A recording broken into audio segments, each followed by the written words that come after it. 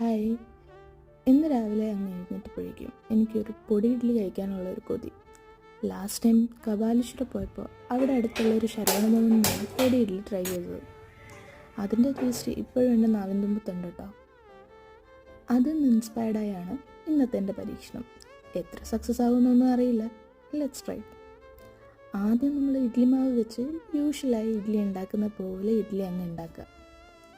അന്ന് നമ്മൾ യൂഷ്വൽ ശരവണഭവനിൽ ചമ്മന്തീസൊക്കെ കിട്ടൂലേ, ആ എല്ലാ ചമ്മന്തിയും തന്നായിരുന്നു കേട്ടോ.